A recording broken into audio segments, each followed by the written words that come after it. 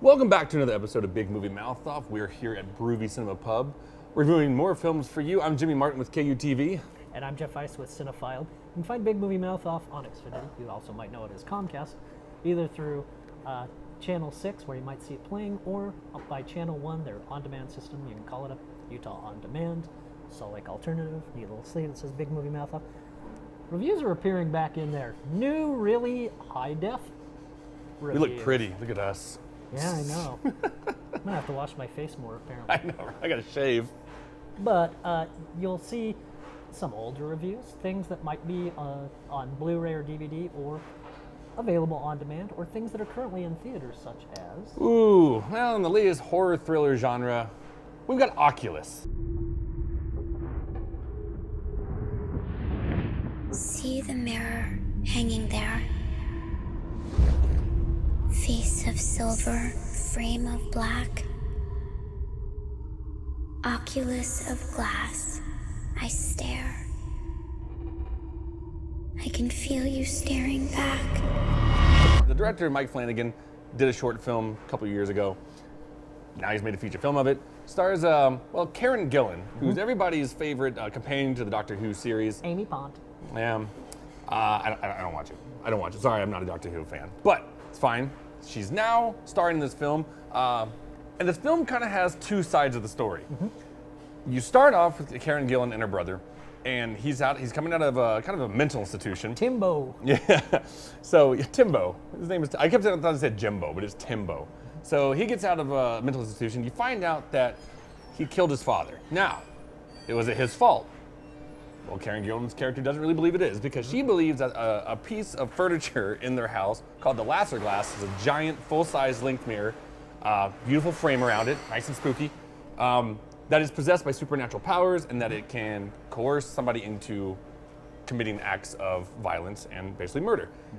On the other side, you get a story with Katie Sackhoff From Battlestar Galactica, Starbuck. That's right, playing Karen Gillan's mother. And then Karen Gillan's character and her brother are young children, and it's kind of how they acquire the glass and kind of what happened. So it's unraveling that puzzle here and then here and here. And what's kind of fun about this film, this is my favorite part of it, is that rather than just doing like solid flashbacks back and forth, you kind of have these like long takes that are really cool because everything's still set in the same house. They go back to recreate everything that happened, put the mirror back in the office where it was in their dad's office. And so you'll have a scene where Karen Gillan like runs up the stairs to go see something, and then passes the door, and then like the young version of her comes out and goes down the stairs. Yes. So you've timed. It's a clever way to do a flashback. It is. I think it's really, really cool. And there are some clever things, and it's a clever idea. Essentially, Karen Gillan's character is conducting an experiment before she tries to destroy the Lasser glass. She's filming it to make sure it's documented. So you got to have that first-person camera view. Yes. So it's sort of got that found footage-y look Absolutely. to it too. And at the same time, she and her brother are trying to coax this whatever spirit it is out into the open. Because he believes also that it doesn't exist. Yes. She's trying to convince him like, no, like this wasn't your fault. I believe that the mirror made you do it. So, and I never thought I'd say the mirror made you do it. Because that's all I can think about. I don't really ever call this film Oculus. I just call it under its B movie name, which is Spooky Mirror. That's all I can call this movie. Ooh, Scary Miller. Here's the thing. Not a fan of Karen Gillan. I'm sorry, and Doctor Who fans are probably going to beat me up in the parking lot. I get this vibe. She's got this cute little personality to her, and when she tries to act tough, it doesn't come across to me. It almost kind of comes across laughable. First, I intend to prove that the people I've just described were victims of the supernatural force that resides in that mirror. You want to redeem the family name? You promised me you'd never forget what really happened. I was 10 years old. Daddy? She's surprisingly wooden in this film, I would And see, say. I can't compare it to anything she does in Doctor Who, because I've heard that people say in Doctor Who she's really good. She plays it tough. No, she's terrible here. I'll go so Okay. far as to say it, and I'm a Doctor Who fan, and I'm an Amy Pond fan. Yeah. She's terrible here. Wow, okay. And it doesn't help that as created by our filmmaker, she's a conniving, manipulative shrew who has stolen the Lasser glass from an art dealer. Yep. Doesn't care how that affects her career or that of her fiance, Right. who she's just stringing along. Well, she's got to set the story straight. Also drags her brother along, who's just gotten out of the institution. Doesn't care how much psychological trauma this causes him. She even goes so far as to sacrifice an innocent Boston Terrier puppy to the mirror to prove her point.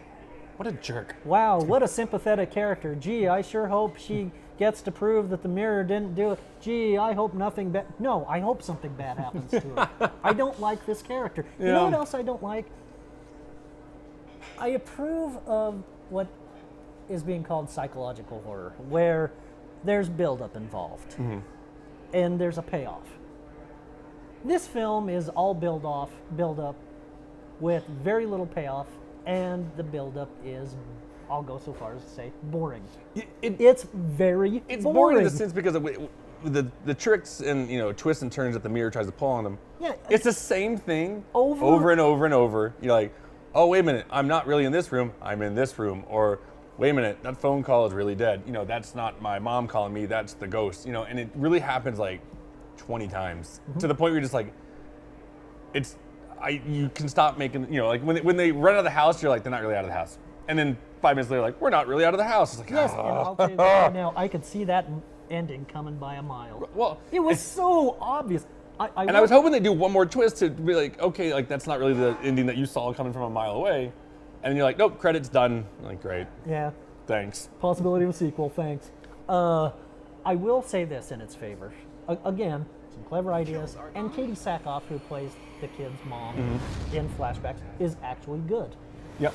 I'll even say to the point, from my end, the child performances weren't that bad. No, they were better than the young version. The adult counterparts. You're absolutely right in that regard. I think her name's like Elise Basso or Basso. I think she outshines Karen Gillan wholeheartedly as a 13-year-old little girl playing the same character, just the younger version. I think she was way more engaging. She was way more interesting to watch. There was fear in her. It's just that to me, that sells the gimmick. But you're right. Katie Sackhoff was pretty much the only adult actor in the film to give a crap. Yeah, the only one who's not phoning it in. Yeah. I'll go so far as to say this: if they just made the prequel part, the flashbacks, I probably would have liked the movie a whole lot more. It's probably true. The gimmicks I'm not going to come down to, although they were used way too much. Those awful performances and lack of scares, 1.5. Yeah, no, I'm right there with you. I just, as I said earlier, I like the way they took the two stories and weaved them together. That was really cool, and that's Flanagan style, and that's something that he can pat himself on the back on. And good for him. Yes. Yeah, that's a good style. My only concern with that though is that you've got basically two stories in a 85, 90-minute movie, give or take, maybe give or take, and so basically all I can think of is you didn't have one solid story that could last 90 minutes on its own, so you just took it and cut it down the middle, and you basically got two short stories that are 40 minutes long. Which is ironic because it came from a short film.